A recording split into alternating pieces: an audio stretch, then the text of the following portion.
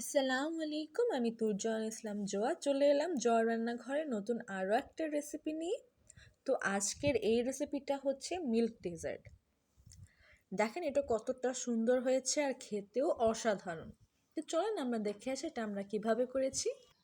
তো এখানে হচ্ছে পানি, চিনি আর হচ্ছে আগার আগার পাউডার দিয়ে এটা আমার আম্মি অনেক ভালোভাবে বলক উঠায় নেবে। এটা যত আপনারা বলক উঠায় নেবেন এটা তত তাড়াতাড়ি মানে জেলিটা সেট হবে। তো আমরা এখানে আগার আগারটা দিয়ে দিয়েছি। এখন হচ্ছে এর উপরে আমরা জাফরানটা দিয়ে দিলাম। জাফরান কালারটা দিয়ে দেওয়ার পরে এখানে হচ্ছে সবুজ কালারের একটা ফুড কালার দিয়ে দিলাম আর হচ্ছে লাল কালারের একটা ফুড কালার দিয়ে দিলাম।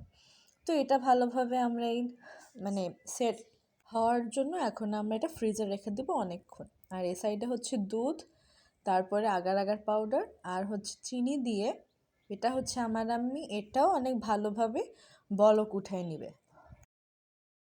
আর এগুলো হচ্ছে অনেক আলতোভাবে ভালোভাবে নাড়িয়ে ছাড়িয়ে দিতে হবে অনবরত, না হলে যে যে আগার আগার পাউডারটা দিয়েছি সেটা হচ্ছে দলা পেকে যাবে। তার জন্য এটা ভালোভাবে নাড়িয়ে চাড়িয়ে নিতে হবে অনবরত। আর হচ্ছে আমরা 1 চিমটি লবণও দিয়ে দিয়েছি।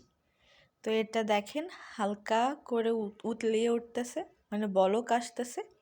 এভাবেই আমরা অনেকগুলো বলক দিয়ে এই যে আমাদের এটা হয়ে গিয়েছে। এই পাত্রে এখন আমরা এই দুধটা ঢেলে দিব। এই দুধটা ঢালার পরে এখন হচ্ছে এটা আমরা 5 মিনিট একটু রেস্টে রেখে দিব, নট ফ্রিজে রাখবো, এমনি একটু রাখবো। আর এই সাইডে হচ্ছে আমরা আমাদের জেলিগুলো বের করে এভাবে আমরা কেটে নেব। এইটা আমরা আধা ঘন্টার মতো ফ্রিজে রেখেছিলাম, তাতে এরকম অনেক ভালো হয়েছে। আর এই জেলিগুলো হচ্ছে মোটা মোটা লেয়ার করে কাটতে হয় যাতে এটা ভালো হয়। তো আমরা দেখতেও সুন্দর দেখায়। আর এখানে হচ্ছে আমরা দুধের ভিতরে সব কালারের জেলিগুলো দিয়ে দিব এক এক করে। আর এটার কালার যে এত সুন্দর আসে আর এটা খেতে যে এত সুস্বাদু, আর এটা হচ্ছে গরমকালে বেশি খেলে অনেকই ভালো লাগে। তো আমরা এই যে এক এক করে সব জেলিগুলো আমরা দিয়ে দিচ্ছি। তো এই যে আমরা দিয়ে দিলাম সবগুলো। এটা হচ্ছে আমরা ফ্রিজে 1 ঘন্টা রেখে দিব। 1 ঘন্টা পরে এটা আমরা বের করে নিব।